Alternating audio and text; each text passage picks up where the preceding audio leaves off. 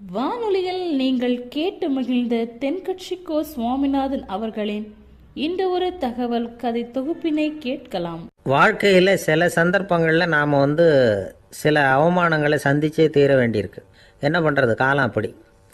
அவமானப்படுறவங்க உடனே அடங்கி போய்டுறது தான் உலக வழக்கம். அவமானப்பட்டால் உடனே சீறி எழறவங்களும் உண்டு. ஆனால் அதையே ஒரு சவாலாக எடுத்துக்கிட்டு முன்னுக்கு வர்றவங்களும் சில பேர் இருக்கிறாங்க. அவங்க ரொம்ப அபூர்வம். இன்றைக்கி மனோதத்துவ நிபுணர்கள்லாம் என்ன சொல்கிறாங்க தெரியுமா? அவமானப்பட்டுட்டா உடனே அடங்கி போயிடக்கூடாதான். அதையே ஒரு சவாலாக எடுத்துக்கிட்டு மனசில் ஒரு வைராக்கியத்தோடு முயற்சி பண்ணினா வாழ்க்கையில் எல்லாரும் முன்னேறலாமா. அவமானங்கிறத நாம் வைராக்கியமாக மாற்றிக்கணும். அதுதான் வெற்றிக்கு வழி. ராமர் இந்த பூமியில் பிறந்ததே ஒரு வைராக்கியத்தினால தான் சார் அப்படின்னார் ஒருத்தர். எப்படிங்க அது அப்படின்னு கேட்டேன். அவர் சொன்னார், தசரதருக்கு ராமர் குழந்தையாக பிறக்கணும், அப்போ தான் இங்கே இருக்கிற கஷ்டங்கள்லாம் நீங்கும் அப்படின்னு சர்வ லோகமும் எதிர்பார்த்துக்கிட்டு இருக்குது. ஆனால் அவர் எப்போ பிறப்பார் அப்படின்னு யாருக்கும் தெரியல. அந்த காரியம் சீக்கிரம் நடக்கணுமே, அதுக்கு என்ன பண்ணுறது? நாரதர் வந்தார் ஒரு நாள் தசரதரை தேடி. தசரதா, உனக்கு ஒரு செய்தி தெரியுமான்னு ஆரம்பித்தார். அவர் எப்பவும் இப்படித்தானே ஆரம்பிக்கிறது வழக்கம். என்ன விஷயம்னு கேட்டார் தசரதர். தசரதா, நீ அடிக்கடி உன்னோட தேரில் ஏறிக்கிட்டு தேவலோகத்துக்கு போகிற, அங்கே போகிற வர்ற எல்லாம் பண்ணிகிட்ருக்க, எல்லாம் சரி. தேவலோகத்துலேயும் உன்னை நல்லபடியாக தான் வரவேற்கிறாங்க. தேவேந்திரன் உன்னை பிரியமாக அழைச்சிட்டு போய் தன்னுடைய அரியாசனத்திலேயே தனக்கு பக்கத்திலேயே உட்கார வைக்கிறான். நீயும் சந்தோஷமாக உட்காந்து பேசிவிட்டு வந்துடுற. ஆனால் நீ இங்கே வந்ததுக்கு அப்புறம் அங்கே என்ன நடக்குது தெரியுமா உனக்கு அப்படின்னாரான் நாரதர். என்ன நடக்குது எனக்கு ஒன்றும் தெரியலையே அப்படின்னாரான் தசரதர். நாரதர்கிட்ட கிட்டத்தில் கேட்டிருக்கார், கொஞ்சம் சொல்லுங்கள் என்னது அப்படின்னு. அவர் நெருங்கி வந்தாரான் நாரதரும். மெதுவாக அவர் காதோட காதாக சொன்னாராம். அதாவது நம்ம பாஷையில் சொல்லப்போனால் பற்ற வைக்கிறார். நீ அங்கே தேவேந்திரங்கிட்ட உட்காந்து பேசிவிட்டு வந்த பிறகு நீ அங்கே உட்காந்துருந்த அரியாசனத்தை தண்ணி ஊற்றி கழுவி சுத்தப்படுத்துகிறாங்க. நீ என்ன அந்த அளவுக்கு சுத்தம் இல்லாத ஆளா, தினம் குளிக்காமையாக இருக்கிற அப்படின்னாராம். தசரதருக்கு இது ரொம்ப அவமானமாக போயிட்டுது. அப்படியே செய்கிறாங்க அப்படின்னாராம். ஆமாம், நீ வேணும்னா நான் சொல்கிறது உண்மையா இல்லையா அப்படின்னு சோதனை பண்ணி பார்த்துக்கோ அப்படின்னாரான் நாரதர். உடனே தசரதர் இதுக்காகவே புறப்பட்டு தேவலோகம் போனார். அங்கே வழக்கம் போலவே இவரை கூப்பிட்டு உட்கார வச்சு பேசிக்கிட்டு இருந்தான் தேவேந்திரன். கொஞ்ச நேரம் பேசிக்கிட்டு இருந்துட்டு சரி நான் கிளம்புறேன்னு புறப்பட்டார். சரி, அவனும் வாசல் வரைக்கும் வழி அனுப்பி வச்சுட்டு உள்ளே போயிட்டான். தசரதர் வெளியில் கொஞ்ச நேரம் மறைஞ்சி இருந்துட்டு மெதுவாக உள்ளே எட்டி பார்த்தார் என்ன நடக்குதுன்னு. நாரதர் சொன்னது உண்மைதான். தசரதர் உட்காந்துருந்த ஆசனத்தை அங்கே 2 தேவர்கள் கழுவி சுத்தப்படுத்திக்கிட்டு இருக்கிறாங்க. தசரதரால் இதை தாங்கிக்க முடியல. அவருக்கு ரொம்ப அவமானமாக போச்சு. நேராக கிடுகிடுன்னு தேவேந்திரங்கிட்டே போனார். நான் உட்காந்துருந்த இருக்கையே சுத்தம் பண்ணுறியே, நான் என்ன அந்த அளவுக்கு பாவியா அப்படின்னு கேட்டார். ரொம்ப கோபமாக கேட்டார். தசரதரே, மனுஷனுக்கு 3 கடன்கள் உண்டு. தேவ கடன், ரிஷி கடன், பித்ரு கடன். இதை தீர்க்காதவன் பாவியாகிறான். இதில் மகனை பெறுவதால் தான் பித்ரு கடன் தீரும். உனக்கு மகன் கிடையாது, அதனால் நீ பாவி ஆகிற. பாவி உட்காந்துருந்த இடம்ங்கிறதுனால அதை சுத்தம் செய்ய வேண்டியது எங்கள் கடமை அப்படின்னு நானான் தேவேந்திரன்.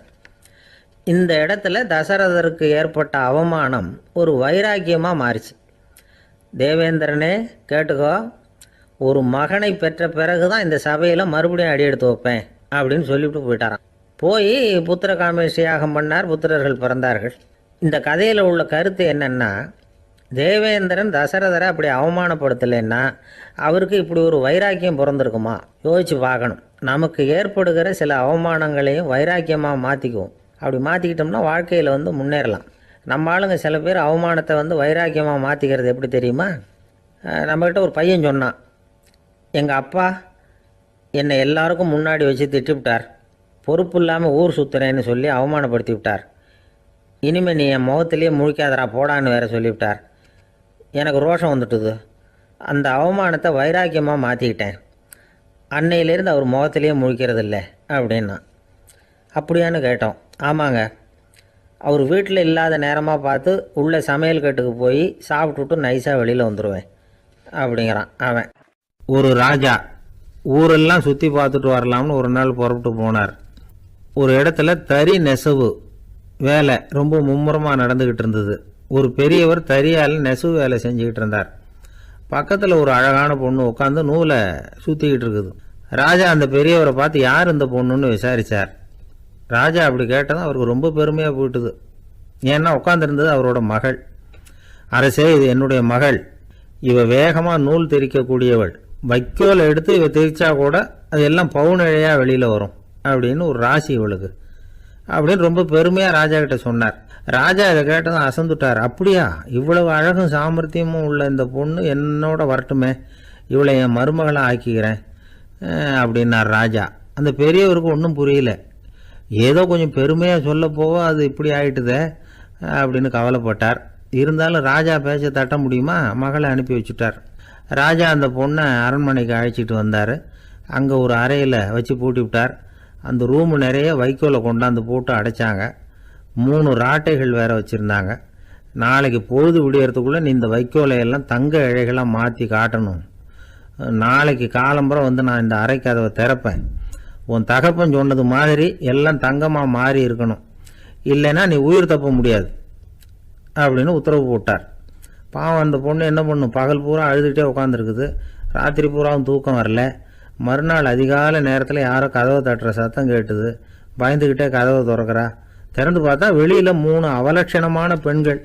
ஒருத்திக்கு வந்து கால் அகலமாக முறை மாதிரி இருக்குது, இன்னொருத்திக்கு கட்டை விரல் கரண்டி மாதிரி பெருசாக இருக்குது, 3வது பொண்ணுக்கு உதடு தடித்து ரப்பர் மாதிரி தொங்கிக்கிட்டு இருக்கு. யார் நீங்கள், உங்களுக்கு என்ன வேணும் அப்படின்னு கேட்குது இந்த பொண்ணு. நாங்கள் உங்களுக்கு உதவி செய்கிறதுக்கு தான் வந்திருக்கிறோம் அப்படின்னு சொல்லி உள்ளே வந்தாங்க. உட்காந்தாங்க. கொஞ்ச நேரத்துக்குள்ளே உள்ளே இருந்த வைக்கோலையெல்லாம் தங்க இழைகளாக மாற்றி கொடுத்துட்டு போயிட்டாங்க. காலையில் ராஜா வந்தார், பார்த்தார். ஆகா பேஷுனார். இன்னும் கொஞ்சம் வைக்கோலை கொண்டாந்து அந்த ரூமில் போட சொன்னார். இந்த வைக்கோலையும் இன்றைக்கி தங்கமாக மாற்றிவிடு, நாளைக்கு மறுநாள் உனக்கும் இளவரசனுக்கும் கல்யாணம்னு சொல்லிவிட்டார். இன்றைக்கி ராத்திரி அந்த 3 பொண்ணுங்களும் வந்தாங்க. வைக்கோலை பொண்ணு இழைகளாக மாற்றினாங்க, புறப்பட்டாங்க. இந்த பொண்ணு அவங்க காலில் விழுந்து வணங்கினா. என் உசுரை காப்பாற்றினீங்க, உங்களுக்கு நான் என்ன கைமாறு செய்ய போகிறேன் அப்படின்னா. பயப்படாத, நீ விரும்பினா எங்களுக்கு ஒரு உதவி செய்யலாம். உன்னுடைய கல்யாணத்துக்கு நாங்கள் 3 பேரும் வரோம். நீ எங்களை வந்து வரவேற்று ராஜாக்கிட்டையும் இளவரசர்கிட்டையும் நாங்கள் வந்து உன்னோட பெரியப்பா பொண்ணுங்கன்னு சொல்லி அறிமுகப்படுத்தி வை, நாங்கள் விருந்து சாப்பிட்டுட்டு போயிடுறோம் அப்படின்னாங்க. ரொம்பவும் சந்தோஷமாக சரின்னு ஒத்துக்கிட்டா. கல்யாண நாள் வந்தது. கல்யாணம் ரொம்ப கோலாகலமாக நடந்துக்கிட்டு இருக்கு. எல்லா தேசத்து ராஜா ராணிகளும் வந்துக்கிட்டு இருக்கிறாங்க. அந்த 3 அவலட்சணமான பொண்ணுங்களும் வந்து சேர்ந்தாங்க. யார் இவங்கன்னு கேட்டார் ராஜா. என் பெரியப்பா பொண்ணுங்க அப்படின்னா அந்த பொண்ணு. காலும் உதடும் கட்டை விரலும் ஏன் இப்படி உங்களுக்கு அவலட்சணம் ஆயிட்டுது அப்படின்னு கேட்டார். அதுக்கு அந்த பொண்ணுங்க பதில் சொன்னாங்க. என்ன செய்யறது, ஓயாமல் வைக்கோலை நூற்று ஒருத்தியோட கட்டை விரல் அப்படி கரண்டி மாதிரி ஆயிட்டுது. நாக்கில் தொட்டு தொட்டு திரிச்சதுனால ஒருத்தியோட உதடு அப்படி ஆயிட்டுது. காலால் கட்டையை அழுத்தி அழுத்தி தறி போட்டதுனால இன்னொருத்தையோட கால் அப்படி ஆயிட்டுது. உங்கள் மருமகளாக வந்திருக்கிற இந்த பொண்ணு அந்த 3ஐயுமே செய்ய தெரிஞ்சவ தான். என்ன ஆக போகுதோ இன்னும் கொஞ்ச நாளில் அப்படின்னாங்க. அவ்வளவுதான். ராஜா பயந்துட்டார். அம்மா, இன்னையிலேருந்து நீ இளவரசனின் மனைவி. நீ எப்பவும் அழகாக இருக்கணும், அதனால் நீ இனிமேல் வைக்கோலை திரிக்கவே கூடாது அப்படின்னு உத்தரவு போட்டார். அவளை இக்கட்டான சூழ்நிலையிலிருந்து காப்பாற்றின அந்த 3 பொண்ணுங்களும் சந்தோஷமாக திரும்பி போயிட்டாங்களாம். சுவாமி சின்மயானந்தர் இந்த கதையை சொல்லியிருக்கிறார். தன்னலம் மறந்து சுயலாபத்தை வந்து தியாகம் செய்கிறது வைக்கோல்ல இருந்து தங்க இழைய நூக்கிறது மாதிரி அப்படிங்கிறார் அவர். அது இருக்கட்டும், இப்போ நம்ம கதைக்கு வருவோம். ஒரு ராஜா தன்னோட மகனுக்கு சுயவரம் நடத்தினார். எல்லா தேசத்திலிருந்தும் ராஜகுமாரர்கள் வந்திருந்தாங்க. ராஜகுமாரியை கல்யாணம் பண்ணிக்கலாம்ங்கிற ஆசையில் சுயம்பர மண்டபத்திலேருந்து எல்லா ராஜகுமாரர்களும் அலறி அடிச்சுக்கிட்டு வெளியில் ஓடி வந்துக்கிட்டு இருக்கிறாங்களாம். ஏன் இப்படி எல்லாரும் மிரண்டு போய் ஓடி வர்றாங்கன்னு கேட்டார் ஒருத்தர். அதுக்கு இன்னொருத்தர் விவரம் சொன்னார். ராஜகுமாரியை இன்னைக்கு தான் அவங்க நேரில் பார்த்தாங்களாம், அதுதான் அப்படி ஓடி வந்துக்கிட்டு இருக்கிறாங்க அப்படின்னார். நம்மளை மாதிரி ஒரு ஆசாமி அவன் நம்மளை மாதிரியே கற்பனை பண்ணான். அதாவது நாம தான் இந்த உலகத்தில் ரொம்பவும் கஷ்டப்படுறோம், மற்றவங்கெல்லாம் சந்தோஷமாக இருக்கிறாங்க அப்படின்னு அவன் நினச்சிக்கிட்டான். அவன் ஒரு நாள் கடவுளை வேண்டிக்கிட்டானா, சுவாமி, இந்த உலகத்தில் எவ்வளவோ பேர் இருக்கிறாங்க, ஒவ்வொருத்தருக்கும் ஒவ்வொரு விதமான கஷ்டம் இருக்கலாம், ஒத்துக்கிறேன். இருந்தாலும் எனக்கு அது கொஞ்சம் அதிகமாக இருக்கிறது மாதிரி தெரியுது. அதனால் நீங்கள் எனக்காக ஒரு சின்ன உதவி செஞ்சால் போதும். அது வேற ஒன்றும் இல்லை, என்கிட்ட இருக்கிற துயரங்களை இன்னொருத்தர் யாருக்கிட்டையாவது கொடுத்துருங்க, அவர்கிட்ட இருக்கிற துயரங்களை என்கிட்ட மாற்றி கொடுத்துருங்க. ஒரு மியூச்சுவல் டிரான்ஸ்ஃபர், அவ்வளவுதான். அப்படி பண்ணிவிட்டா போதும் அப்படின்னு வேண்டிக்கிட்டானா. அன்னைக்கு ராத்திரியே அவன் ஒரு கனவு கண்டிருக்கான். வானத்திலிருந்து ஒரு குரல் கேட்டிருக்கு. அது என்ன சொல்லிச்சு தெரியுமா? ஏ ஜனங்களே, எல்லாரும் அவங்கவுங்க கஷ்டங்களை ஒரு பையில போட்டு எடுத்துக்குங்க. அப்படி எடுத்துக்கிட்டு நேராக இந்த ஊர் எல்லையில் இருக்கிற கோயிலுக்கு வந்து சேருங்க அப்படின்னு அந்த குரல். ஆஹா, கடவுள் நம்ம பிரார்த்தனைக்கு செவி சாய்ச்சுட்டார் அப்படின்னு சந்தோஷப்பட்டான் இவன். உடனே என்ன பண்ணான்? தன்கிட்ட இருந்த கஷ்டத்தையெல்லாம் ஒரு சாக்கு பையில போட்டு எடுத்துக்கிட்டான். வீட்டை விட்டு வெளியில வந்தான். தெருவில் இறங்கி நடக்கிறான். அங்க பார்த்தா ஏகப்பட்ட பேர் ஆளுக்கு ஒரு பைய தூக்கிக்கிட்டு கோயிலுக்கு போயிட்டு இருக்கிறாங்க. சில பேர் மூட்டையா கட்டி தலையில சுமந்துக்கிட்டு போயிட்டு இருக்கிறாங்க. இவன் பார்த்தான். இவனுக்கு ரொம்ப ஆச்சரியமா இருந்தது. ஏன்னா எல்லாரும் வச்சிருக்கிற பைய இவன் பைய விட பெருசா இருந்தது. இவன் பை தான் இருக்கிறதுலயே கொஞ்சம் சின்னதா தெரிஞ்சது.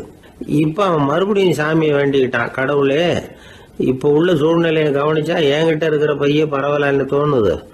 அதனால வேற பை எதையும் மாற்ற வேணாம், இதுவே பரவாயில்ல, இந்த பையோட திரும்பி வீட்டுக்கு போனா போதும்னு நினைக்கிறேன் அப்படின்னு ஏதோ நினைக்க ஆரம்பிச்சுட்டான் அவன். எல்லாரும் கோயிலுக்கு போய் சேர்ந்தாங்க. கோயில்ல அந்த குரல் மறுபடியும் கேட்டுது. எல்லாரும் அவங்கவுங்க பைகளை சோகத்துல தொங்க விடுங்க. திடீர்னு விளக்குகள் அணையும், மணி அடிக்கப்படும், அதுதான் அடையாளம். அந்த சமயத்துல இருட்டுல உங்களுக்கு வேண்டிய பைய நீங்க வந்து மாத்தி எடுத்துக்கலாம், தேர்ந்தெடுத்துக்கலாம். வெளிச்சம் இருக்கிறப்பவே உங்களுக்கு பிடிச்ச பைக்கு பக்கமா பார்த்து நீங்க நின்றுக்கலாம் அப்படின்னு சொல்லி விவரம் சொல்லிச்சான் அந்த குரல். அப்படி சொன்னதுக்கு அப்புறம் திடீர்னு விளக்கு அணைஞ்சுது, மணி அடிச்சுது. கொஞ்ச நேரம் கழிச்சு மறுபடியும் விளக்குகள்லாம் எரிஞ்சுது. இப்போ பார்த்தா எல்லாரும் அவங்கவுங்க பையையே கெட்டியா பிடிச்சிக்கிட்டு நிக்கிறாங்க. இவனும் அப்படியே நிக்கிறான். இவன் மெதுவா பக்கத்துல நிக்கிறவங்கிட்ட கேட்டானா, ஏன் நீங்க பைய கையிலேயே வச்சிருக்கிறீங்க, செவுத்துல மாட்டலையா அப்படின்னு கேட்டிருக்கான். இல்லப்பா, நீ ஏன் கையிலேயே வச்சிருக்கிறியோ அதே காரணத்துக்காக தான் நாங்களும் வச்சிருக்கிறோம். நம்ம கவலைகளை பத்தி நமக்கு ஓரளவுக்காவது தெரியும். ஆனா மற்றவங்க கவலைகள் நமக்கு பரிச்சயம் இல்லாதவை, பழக்கம் இல்லாதது. அதனால நமக்கு தெரிஞ்ச கவலைகளை சமாளிக்கிறது சுலபம். தெரியாததை சமாளிக்கணும்னா மறுபடியும் ஆரம்பத்துல இருந்து ஆரம்பிக்கணும். அதனால பழைய நண்பர்களோடு வாழறது தான் மேல் அப்படின்னு நானான். அதுக்கப்புறம் அவன் தன்னோட பைய போதும்னு வீட்டுக்கு திரும்பி வந்துட்டானான். இது ஒரு பெரியவர் சொல்லி இருக்கிற கதை. அதனால நம்ம கிட்ட இருக்கிற கஷ்டங்கள் தான் பெருசு, அதை இன்னொருத்தங்கிட்ட கொடுத்துட்டு மாத்திக்கலாம் அப்படின்னு நினைக்கிறது தப்பு. இதே மாதிரி இன்னொரு சம்பவம். ஒரு ஊர்ல ஒரு நாள் ராத்திரி ஆகாயத்தில இருந்து கடவுள் குரல் கேட்குது. இந்த ஊர்ல இருக்கிற ஜனங்கள்லாம் கொஞ்சம் கவனிங்க, உங்களுக்கு ஒரு செய்தி. அதாவது இங்க இருக்கிற ஜனங்கள்லயே கொஞ்சம் கூட கவலையே இல்லாத ஆள் யாருன்னு எனக்கு தெரியணும். அதனால எல்லாரும் அவங்க கவலைகளை ஒரு பையில போட்டு எடுத்துக்கிட்டு கோயிலுக்கு வாங்க அப்படின்னாரு கடவுள். உடனே வரிசையா எல்லாரும் வர ஆரம்பிச்சாங்க. எல்லார் கையிலையும் பை இருந்தது, சின்னதும் பெருசுமா. கவலையே இல்லாத ஆள் யாருன்னு தேடினார் கடவுள். ஒரே ஒரு ஆள் மட்டும் கையில எதுவும் இல்லாம வெறும் கையை வீசிக்கிட்டு ரொம்ப ஜாலியா நடந்து வந்துகிட்டு இருந்தான். கடவுள் அவங்ககிட்ட போனார். ஏன்பா, உனக்கு கவலையே இல்லையா அப்படின்னு கேட்டார். எனக்கும் சில கவலைகள்லாம் உண்டு அப்படின்னு அவன். எங்க அதெல்லாம்னு கேட்டிருக்காரு கடவுள். பின்னாடி லாரியில வந்துகிட்டு இருக்கு அப்படின்னு அவன். ஒரு தடவை நாரதர் ஒரு தெரு வழியா போய்கிட்டு இருந்தார். வழியில ஒருத்தர் வேத சாஸ்திரம்லாம் படிச்சுக்கிட்டு உட்காந்துருந்தார். அவர் நாரதரை பார்த்து எங்க போயிட்டு இருக்கிறீங்கன்னு கேட்டார். கடவுளை பார்த்துட்டு வரலாம்னு போயிட்டு இருக்கிறேன் அப்படின்னாரு நாரதர். அப்படின்னா அவர்கிட்ட எனக்கு எப்போ முக்தி கிடைக்கும்னு கேட்டுட்டு வாங்களேன் அப்படின்னார் இவர். சரி, கேட்டு வரேன் அப்படின்னு சொல்லிவிட்டு நாரதர் நடந்தார். கொஞ்ச தூரத்தில் ஒரு மரத்தடியில் ஒரு தொழிலாளி செருப்பு தைச்சிக்கிட்டு உட்காந்துருந்தார். அந்த ஆளும் அதே மாதிரி கேட்டுக்கிட்டார். எனக்கு எப்போ முக்தி கிடைக்கும்னு கடவுள்கிட்ட கேட்டுக்கிட்டு வாங்களேன்னார். அவர்கிட்டையும் சரின்னு சொல்லிவிட்டு நாரதர் நேராக வைகுண்டத்துக்கு வந்து சேர்ந்தார். கடவுளை பார்த்தார். இவங்க ரெண்டு பேரும் சொல்லி அனுப்பின விஷயத்தை பற்றி கேட்டார். அதுக்கு கடவுள் சொன்னார், அந்த செருப்பு தைக்கிற தொழிலாளி உடல் நீத்ததும் உடனே என்னை வந்து அடைவான். ஆனால் அந்த சாஸ்திரம் படித்த ஆள் இப்போதைக்கு என்கிட்ட வந்து சேரமாட்டான். அவன் இன்னமும் பல பிறவிகள் எடுத்து அங்கேயே இருக்க வேண்டி இருக்குது. எப்போ இங்கே வந்து சேருவான்னு எனக்கே தெரியாது அப்படின்னார். நாரதருக்கு இதோட ரகசியம் என்னங்கிறது புரியல. எனக்கு ஒன்றும் புரியலையேன்னாரான் கடவுள்கிட்ட. சீக்கிரம் புரிஞ்சுக்குவேன், நீ திரும்பி போகிறப்போ நான் இங்கே வைகுண்டத்தில் என்ன செஞ்சுக்கிட்டு இருக்கேன்னு கேட்டால், ஒரு ஊசியின் துவாரத்தில் ஒரு யானையை கோத்துக்கிட்டு இருக்கிறேன்னு அவங்கக்கிட்ட சொல்லு அப்படின்னார் கடவுள் சிரிச்சுக்கிட்டே. நாரதர் பூமிக்கு திரும்பினார். கடவுளை பார்த்தீங்களா, எப்படி இருக்கார் அப்படின்னு விசாரித்தார். வேத சாஸ்திரம் படித்தவர். ஓ பகவானா, அவர் யானையை ஊசியின் காதில் நுழைச்சிக்கிட்டு இருக்கிறார் பார்த்தேன்னார் நாரதர். ஊசி காதில் யானையா? அது எப்படி முடியும்? நீங்கள் சொல்கிறத நான் நம்ப மாட்டேன்னு விட்டார் அவர். சரி, இந்த ஆளுக்கு இறைவன் பேரில் நம்பிக்கை இல்லை அப்படிங்கிறத நாரதர் புரிஞ்சுக்கிட்டார். அடுத்தபடியாக அந்த தொழிலாளி இருந்த இடத்துக்கு போனார். இறைவனை பார்த்தீங்களான்னு கேட்டார் அவர். பார்த்தேன், ஒரு ஊசி துவாரத்தில் யானையை கோத்துக்கிட்டு இருந்தார் அப்படின்னு சொல்லிவிட்டு நாரதர் அந்த ஆள் முகத்தை கவனித்தார். அந்த தொழிலாளி இதை கேட்டுட்டு கொஞ்சம் கூட ஆச்சரியப்படலை. அவரால் முடியாத காரியம் கூட உண்டானார்.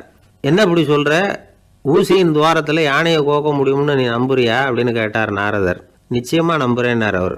அது எப்படி அப்படின்னு கேட்டார் இவர். இதை பாருங்கள், நான் இந்த ஆலமரத்தடியில் தான் தினமும் உட்காந்துருக்கிறேன். தினமும் இந்த மரத்திலிருந்து எவ்வளவோ பழம் கீழே விழுது. இந்த பழத்தில் இருக்கிற ஒவ்வொரு விதையிலேயும் உள்ள ஒரு ஆலமரம் இருக்குது. ஒரு சின்ன விதைக்குள்ள ஒரு பெரிய ஆலமரம் இருக்க முடியுங்கிறப்ப ஊசி துவாரத்தில் கடவுள் யானையை நுழைய வச்சாருங்கிறத ஒத்துக்கிறதுல என்ன கஷ்டம் இருக்குது அப்படின்னு ரொம்ப சர்வசாதாரணமாக பதில் சொன்னாராம் அந்த தொழிலாளி. நாரதர் யோசனை பண்ணார். இந்த தொழிலாளி வேத சாஸ்திரங்களையெல்லாம் படிக்கலைன்னா கூட அறிவுபூர்வமாக சிந்தித்து இறைவனை நம்புகிறான்.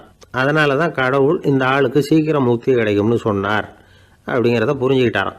இந்த கதையில் வர்ற கடவுள், நாரதர், வைகுண்டம் இதெல்லாம் ஒரு பக்கம் இருக்கட்டும், ஒரு சின்ன விதைக்குள்ள ஒரு பெரிய ஆலமரம் தூங்கிக்கிட்டு இருக்கு அப்படிங்கிற உண்மை, அந்தரத்தில் 1000 கிரகங்கள் சுற்றிக்கிட்டு இருக்குங்கிற உண்மை, இதெல்லாம் நாம் பார்த்துக்கிட்டு தானே இருக்கிறோம். இந்த உண்மைகள் அதிசயமாக நமக்கு தெரியறதுனால அதை நம்பாமல் இருந்துட முடியாது. இயற்கையை பரிபூர்ணமாக நம்புங்கள், அந்த நம்பிக்கையே நம்ம வாழ்க்கைக்கு ஆதாரம் அப்படிங்கிறத விளக்கறதுக்காக தான் இந்த கதை. இந்த காலத்தில் நம்ம பிள்ளைங்களுக்கெல்லாம் இது மாதிரி நம்பிக்கை அதிகமாகவே இருக்குது. ஒரு நாள் ஒரு சின்ன பையன்கிட்ட கேட்டேன், ஏன்பா கடவுள் ஒரு பானைக்குள்ளே ஒரு யானையை நுழைய வச்சுட்டாருன்னு சொன்னால் அதை நீ நம்புவியா அப்படின்னு கேட்டோம். நம்புவேன் சார், அது ஒன்றும் பெரிய அதிசயம் இல்லைன்னா. எப்படிறான்னு கேட்டோம். எப்படின்னா அந்த பானை அந்த யானையை விட பெருசாக இருந்திருக்கும், அவ்வளவுதான் அப்படின்னு சொல்கிறான். ஒரு ஊரில் ஒரு ஆள் இருந்தான். நிறைய பணம் சேர்த்தான். அவனுக்கு சம்பாதிக்க தெரியுமே தவிர செலவு பண்ண தெரியாது. மகா கஞ்சன். காசை கையில் எடுக்கவே மாட்டான். எடுத்தால் செலவு செய்ய வேண்டியிருக்குமே. அதனால் இப்படியே அவன் காலத்தை ஓட்டி விட்டான். வயசாகிட்டுது. அவனுடைய மனைவி ஒரு நாள் கேட்டாங்க, இவ்வளவு நாளாக நீங்கள் என்னை எங்கேயுமே அழைச்சிட்டு போனதில்லை, இப்போவாவது அழைச்சிட்டு போகக்கூடாதா அப்படின்னாங்க. எங்கே போகணும் சொல்லுன்னா. காசிக்கு போகணும், கங்கையில் குளிக்கணும்னாங்க. இவன் பார்த்தான், இதுக்கு ஏன் அவ்வளோ தூரம் செலவு பண்ணிட்டு போகணும், நம்ம ஊர் ஆற்றுலேயே குளிக்கலாமே, இதுவும் புண்ணிய நதி தான், இங்கே குளித்தா அங்கே குளித்த பலன் கிடச்சிரும் அப்படின்னா. சரின்னு 2 பேரும் ஆத்தங்கரைக்கு போனாங்க.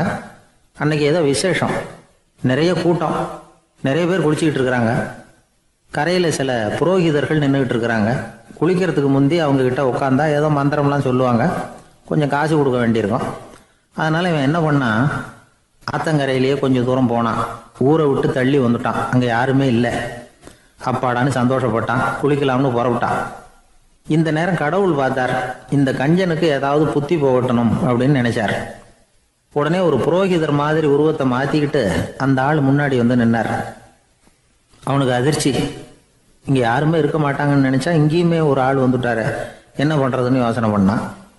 புரோகிதர் உருவத்தில் இருந்த கடவுள் சொன்னார், இதை பாருங்க, இன்னைக்கு விசேஷ நாள், நீராடுறதுக்கு முன்னாடி சுயகல்பம் பண்ணிக்கிறது ரொம்ப நல்லது அப்படின்னார். என்கிட்ட பணம் எதுவும் இல்லையேன்னா. பரவாயில்ல, அப்புறமா கொடுங்க, வாங்கிக்கிறேன். ஆனால் ஒன்று, எவ்வளவு கொடுப்பீங்கிறத மட்டும் இப்போவே சொல்லி கொடுங்க அப்படின்னார். இவன் ரொம்ப யோசனை பண்ணான். ஒரு 10 பைசா தரேன் அப்படின்னா. சரின்னு ஒத்துக்கிட்டு எல்லா கிரியைகளையும் அவர் செஞ்சார். அதுக்கப்புறம் கணவனும் மனைவியும் ஆற்றுல குளிச்சாங்க. அவர் போயிட்டார். கொஞ்ச நாள் கழித்து அவன் வீட்டுக்கு வந்தார் கடனை வசூல் பண்ணுறதுக்கு. வாசலில் நின்றுக்கிட்டு இருந்த அவன் மனைவி இவரை பார்த்ததும் தயங்க ஆரம்பித்தாங்க. அந்த அம்மா கிட்ட விஷயத்த சொன்னார். அந்த அம்மா ஓடி போய் உள்ளே இருக்கிற தன்னுடைய கணவர்கிட்ட சொன்னாங்க. அவன் யோசனை பண்ணான், இப்போ வெளியில் போனால் அவனுக்கு 10 காசு கொடுக்க வேண்டியிருக்கும், அதனால் எனக்கு காய்ச்சல்னு அந்த ஆளுகிட்ட சொல்லிவிடு, இன்னொரு சந்தர்ப்பத்தில் என்னை பார்க்க சொல்லு அப்படின்னா. அந்த அம்மா போய் சொன்னாங்க. அப்படிங்களா, அப்படின்னா அவரை நான் உடனே போய் பார்க்கணுமே அப்படின்னு உள்ளே நுழைய ஆரம்பித்தார். அவங்க மறுபடியும் இருங்க தான் வரேன்னு சொல்லிவிட்டு உள்ள ஓடி விஷயத்த சொன்னாங்க. இது எதுடா வம்பா போச்சு அப்படின்னு பார்த்தான். மனைவியை கிட்டத்தில் கூப்பிட்டான். இந்த பாரு, ஜன்னி கண்டு நான் இறந்து போயிட்டதா சொல்லிவிடு அப்படின்னா சொன்னாங்க. புரோகிதர் பார்த்தார். அப்படின்னா ஒரு வழியாக இருந்து அவருடைய இறுதி சடங்குகளையும் நானே முடிச்சுட்டு போயிடுறேன் அப்படின்னார். உள்ளே இருந்தவன் யோசனை பண்ணான், அந்த ஆள் என்னை விட மாட்டான் போல இருக்கு, அதனால ஒரு சவப்பெட்டியில் என்னை வச்சு தூக்கிக்கிட்டு மயானத்துக்கு போங்க பார்த்துக்கலாம் அப்படின்னா. புரோகிதரும் விடுற மாதிரி இல்லை, கூடவே நடந்து போயிட்டு இருக்கிறார்.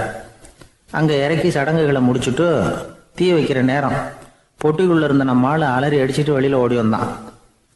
புரோகிதர் உருவத்தில் இருந்த கடவுள் சிரிச்சார், தன்னுடைய சுய உருவத்தை காட்டினார். அதுக்கப்புறம் அவனை கூப்பிட்டு, இதை பாருப்பா, ஏன் இப்படி அல்லாடுற, ஏதாவது வர வேணும்னா கேள் தரேன் அப்படின்னார். அவன் யோசனை பண்ணான். பகவானே, ஒரே ஒரு வரம் தான் உங்ககிட்ட கேட்கணும்னா. என்ன வேணும் கேளுன்னார்.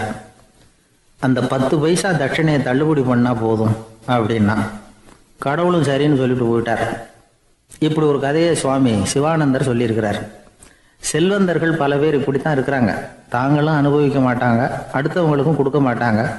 இது மாதிரியான கஞ்சர்களுக்கு இந்த உலகம் இல்லை, அந்த உலகம் இல்லைங்கிறார் அவர். இந்த கதையில கடவுள் கடன் வசூலுக்கு வந்தது மாதிரி நம்ம ஊர் ஆள் ஒருத்தன் இன்னொருத்தர்கிட்ட 10 பைசா கடன் கொடுத்துட்டான்.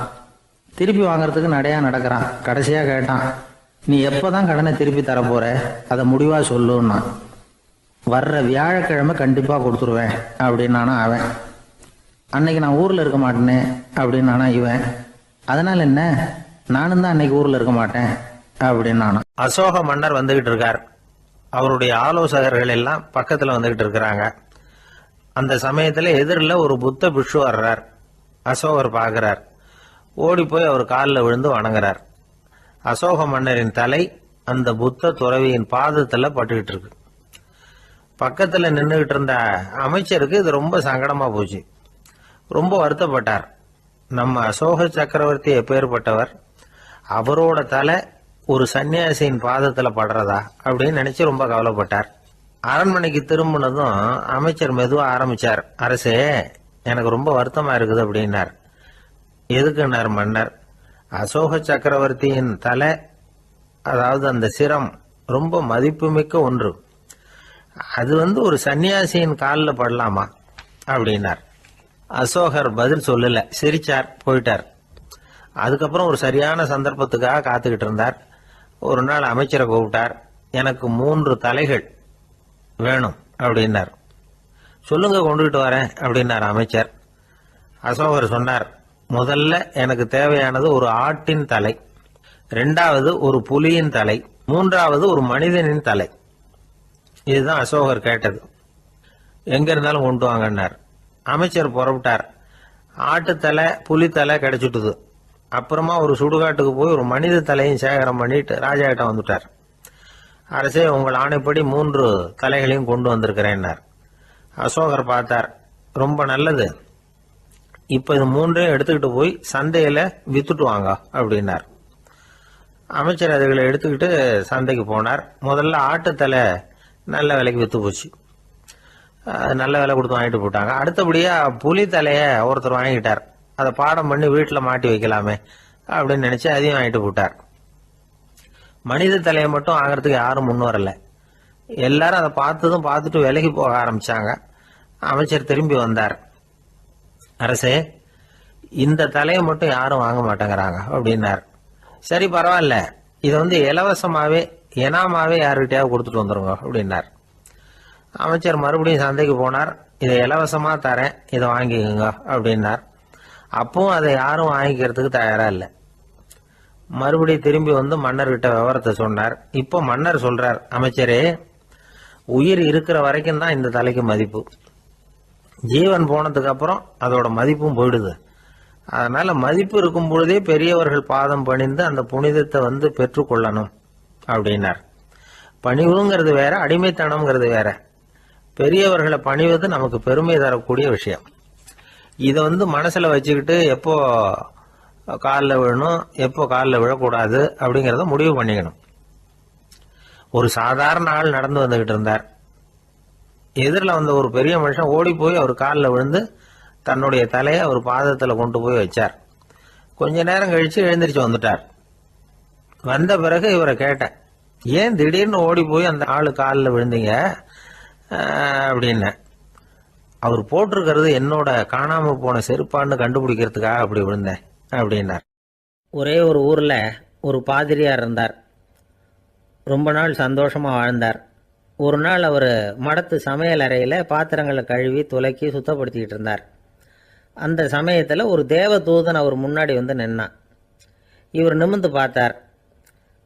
ஆண்டவர் என்னை உங்ககிட்ட அனுப்பியிருக்கிறார், பரலோகத்தில் வாசம் செய்யறதுக்கு உங்களுக்கு நேரம் வந்துட்டுது அப்படின்னு அந்த ஆள். ஆண்டவருக்கு என்னோட ஞாபகம் வந்ததுக்கு நன்றி. ஆனாலும் இப்போ இங்கே நீயே பாரு, எவ்வளவு பாண்டங்கள் பாக்கி இருக்குது, இவ்வளவையும் நான் சுத்தப்படுத்த வேண்டியிருக்கு. நான் நன்றி கெட்டவனாக இருக்க விரும்பலை. இந்த பணியை முடிக்கிற வரைக்கும் என்னுடைய பரலோக வாழ்வை தள்ளி வைக்க முடியுமா? நீ என்ன நினைக்கிற அப்படின்னு கேட்டார். தேவதூதன் தனக்கே உரிய விவேகத்தோட அன்போட பாதிரியாரை பார்த்தான். சரி, என்ன செய்யலாம்ங்கிறத அப்புறம் சொல்கிறேன் அப்படின்னு சொல்லிவிட்டு புறப்பட்டு போயிட்டான். ஒரு நாள் அந்த பாதிரியார் தோட்டத்தில் உள்ள களைகளையெல்லாம் ஒரு களை கொத்தியால் கொத்தி களை எடுத்துக்கிட்டு இருக்கிறார். அந்த சமயத்தில் இந்த தேவதூதன் மறுபடியும் அவர் முன்னாடி நிற்கிறான். பாதிரியார் பார்த்தார். இதை பாரு, இந்த தோட்டம் பூராவும் எவ்வளவு களை மண்டி கிடக்கு, பரலோகம் கொஞ்ச காலம் எனக்காக பொறுத்திருக்கலாம்னு நீ நினைக்கிறியா அப்படின்னு கேட்டார். தேவதூதன் சிரிச்சுக்கிட்டே மறுபடியும் மறைஞ்சிட்டான். மறுபடியும் அவர் களை எடுக்கிறது, தானிய களஞ்சியத்துக்கு வர்ணம் பூசுறது, இப்படிப்பட்ட வேலைகளில் ஈடுபட்டிருக்கார். இன்னொரு நாள் ஒரு மருத்துவமனையில் நோயாளிகளை கவனிச்சுக்கிட்டு ரொம்ப தீவிரமாக இருக்கிறார் அந்த பாதிரியார். ஒரு நோயாளியோட தாகத்துக்கு தண்ணீர் கொடுத்துட்டு நிமிர்ந்து பார்க்குறப்போ தேவதூதன் மறுபடியும் அவர் முன்னாடி நிற்கிறான். இந்த தடவை பாதிரியார் தன்னலமற்றவராக பேரன்பை காட்டக்கூடிய வகையில் தன்னுடைய 2 கைகளையும் உயர்த்தியபடி தேவதூதனின் கவனத்தை பிணியால் வாடக்கூடிய நோயாளிகளின் பக்கம் திருப்பினாராம். தேவதூதன் ஒன்றும் சொல்லலை, மறைஞ்சிட்டான். அன்னைக்கு சாயந்தரம் பாதிரியார் மடத்தில் உள்ள தன்னுடைய அறைக்கு போய் இளைப்பாறினார். யோசித்து பார்த்தார். தேவதூதனையும் தேவதூதனின் விருப்பத்தையும் பல நாள் தள்ளி போட்டு வந்ததையும் அவர் ரொம்ப நினச்சி பார்த்தார். திடீர்னு தான் முதுமை அடைகிறதையும் சோர்வு அடைகிறதையும் உணர்ந்தார். ஆண்டவரை நினச்சார். ஆண்டவரே, உம்முடைய தூதனை மறுபடியும் என்கிட்ட அனுப்புனா நான் சந்திக்கிறதுக்கு ஆவலாக இருக்கேன் அப்படின்னு சொல்கிறப்பவே தேவதூதன் பக்கத்தில் நின்னான். பாதிரியார் நிமிர்ந்து பார்த்தார்.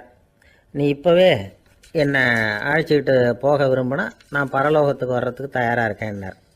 தேவதூதன் அந்த பாதிரியாரை அன்போடவும் விவேகத்தோடவும் பார்த்து, நீங்கள் என் கூட பரலோகத்துக்கு வர்ற தயாராக இருக்கிறதா சொல்கிறீங்க, ஆனால் நீங்கள் இது வரைக்கும் வேறு எங்கே இருந்ததா நினைக்கிறீங்க அப்படின்னானு. அப்படின்னா இது வரைக்கும் இருந்த இடம்தான் பரலோகம் அப்படிங்கிறத உணர்த்தியிருக்கிறான். பரலோகம்னா என்னென்னு புரிஞ்சுக்கிறதுக்கு இந்த சம்பவம் நமக்கு உதவியாக இருக்குது. தொண்டு செய்கிறத விட பெரிய செயல் வேறு எதுவும் இருக்க முடியாது. அது நம்ம மனசுக்கு கொடுக்குற சுகத்தை வேறு எதுவும் கொடுக்க முடியாது. நாம் தொண்டு செய்கிற இடம் தான் அந்த புண்ணிய இடம். ஆனால் இந்த காலத்துல எல்லாம் நாம் தொண்டு செய்யணும்னு நினச்சி ஏதாவது ஆரம்பித்தா கூட அதை ஒரு மாதிரியாக சுற்றி நின்று வேடிக்கை பார்க்க ஆரம்பிச்சிடுறாங்க. ஒரு பெரியவர் அப்படித்தான் ஒரு தொண்டு செஞ்சுக்கிட்டு இருந்தார். ஒரு கோவில் கட்டிக்கிட்டு இருந்தாங்க. அதில் ஒரு இடத்துல ஒரு பலகையை வச்சு ஆணி அடிக்கிற வேலையை செஞ்சுக்கிட்டு இருந்தார் அந்த பெரியவர். ஒரு சின்ன பையன் அதை ரொம்ப ஊக்கமாக அக்கறையாக கவனிச்சிக்கிட்டு இருந்தான். பெரியவர் இதை கவனித்தார். என்னப்பா பார்க்குற, உனக்கும் இது மாதிரி தொண்டு செய்யணும்னு ஆசையாக இருக்கா அப்படின்னு கேட்டார்.